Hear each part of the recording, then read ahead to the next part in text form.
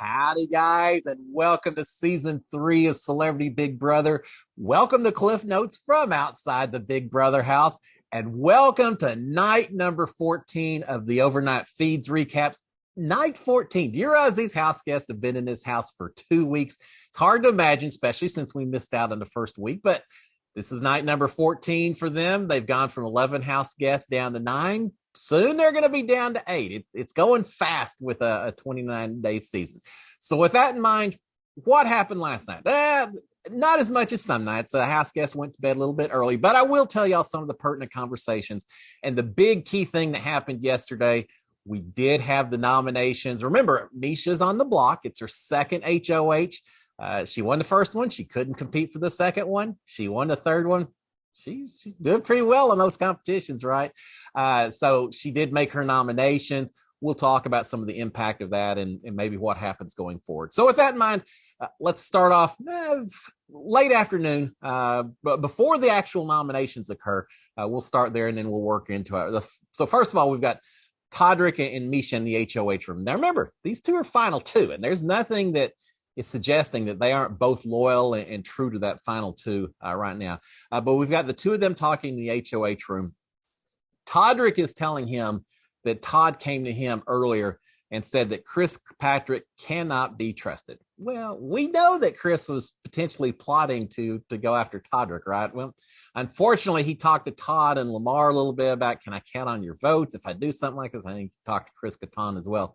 But Todd, I'm not sure that Todd told Todrick specifically that Chris Kirkpatrick was planning that, but Todd has told Todrick that Chris Kirkpatrick can't be trusted.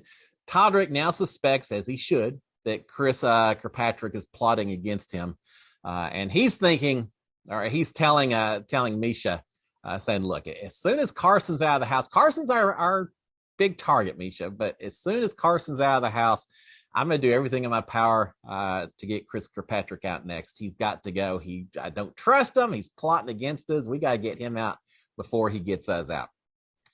He's also recognizing that Shayna is doing a pretty good job, that she's riding the fence. She's playing the middle, that she's doing a pretty good job of it. And he's saying nothing against her. That's, fair enough. I'm fine with her doing that. But Todrick is realizing that Shayna especially, Chris Kirkpatrick a little bit, that they're both playing right down in the middle, but he certainly has a bigger fear of Kirkpatrick as opposed to Shayna and where they may go.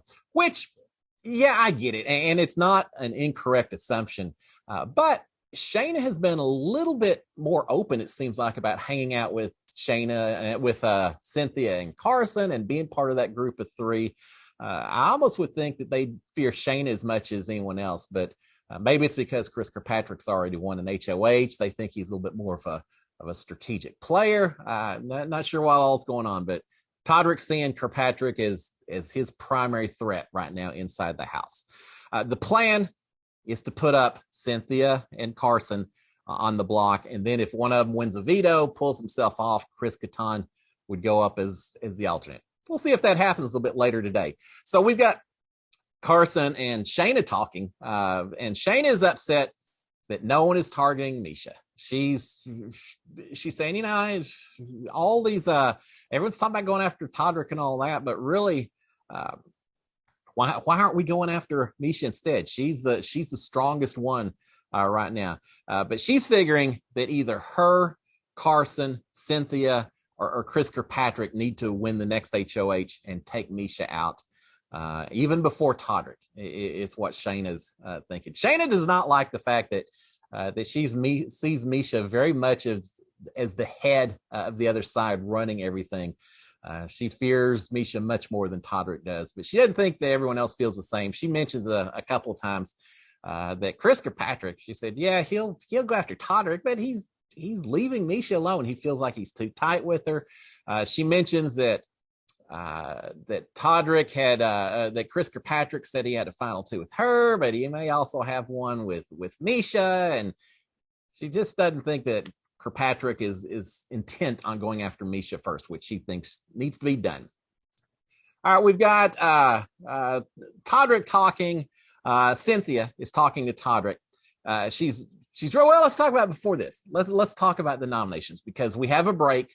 What time was that? I don't know. It was 6 o'clock Big Brother. No, yeah, 6 o'clock Big Brother time, somewhere around there. We broke away for the live feeds for an hour and a half or so. And sure enough, we had the nomination. And just as predicted, Cynthia and Carson are on the block this week. I don't think it surprised any of us. They were the two biggest targets for Misha. She's put the two of them on the block. The battle lines are drawn. The gloves are off. There's no pussyfooting around. We know who the two groups are that'll be going after each other.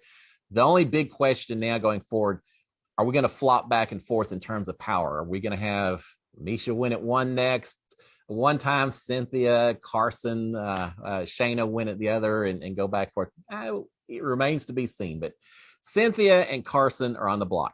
So right after the nominations, we've got Cynthia talking to Todrick. And remember, Todrick and Misha are tight. Misha does, Todrick's aware and part of Misha's decision. Cynthia's talking to Todrick, and she's really throwing Chris Kirkpatrick under the bus a little bit, saying, look, Chris Kirkpatrick, he approached me last week or, a couple of days ago, and he approached me about getting you out, Todrick. So, just keep that in mind. Cynthia's on the block. She's going to do everything she can to try to create bigger targets than herself. Think of it this way: if her or Carson win veto, one of them pulls the other one pulls themselves off, and then they're talking about Chris Kattan going on the block. Well, who's going to get sent home? Chris Kattan or Cynthia, for example? Probably Cynthia. Even more so, if Carson stays on the block, Carson's going home. But Cynthia is trying to make sure that Chris Kirkpatrick is viewed as a bigger target. So just in case someone comes off the block, as in Carson, the possibility that maybe Todrick and Misha would put up Chris Kirkpatrick instead, save Cynthia. She's doing what she can, and part of that involves throwing Kirkpatrick under the bus at this particular time. Although I think it's a little too late to be making nice with Todrick at this point in time, but she's doing what she can. We've got Carson talking to Cynthia, and he's saying, look, we're both on the block. We're up there. If I win veto on this thing, I'm not going to take myself off.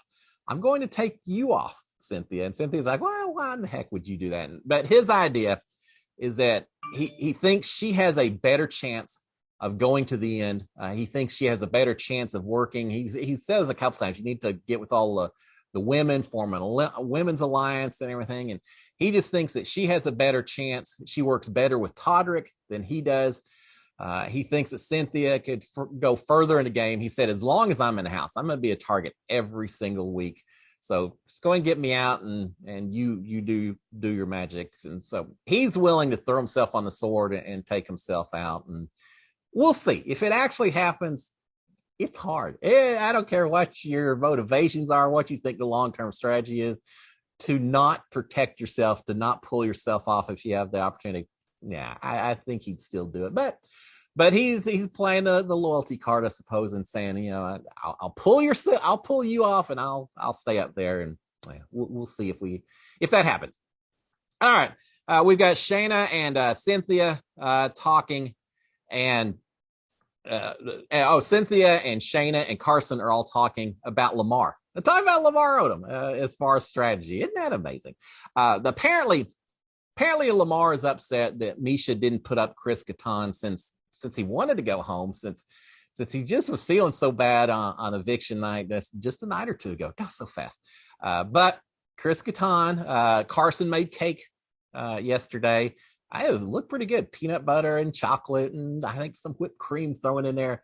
So Chris Kattan got at least a couple of slices of cake. He came in there, he got one slice, took it to bed with him. So I think not being on the block, having some cake to go along with him, between those two, Chris Kattan is feeling a little bit better about his position in the house than he did night before last. But Lamar still apparently a little upset that Chris isn't on the block for this particular week.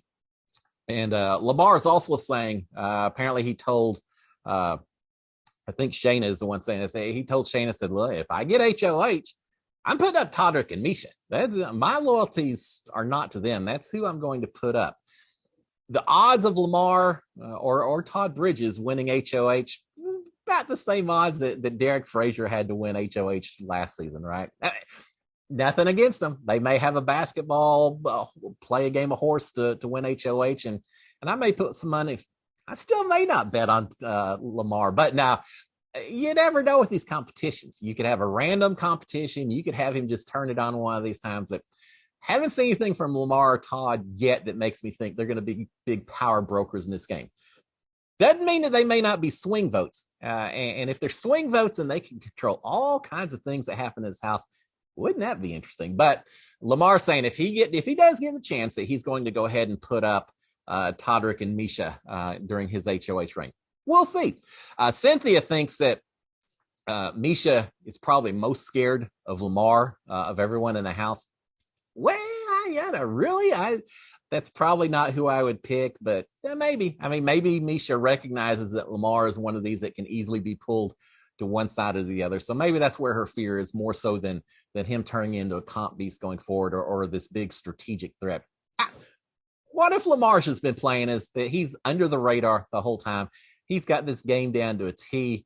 He's just playing dumb just because he knows that it won't make him a huge target. And second half of the season, the last 2 weeks, he suddenly just cranks it up and dominates and wins the whole thing. Yeah, if that happens, props to Lamar, and we'll all be amazed.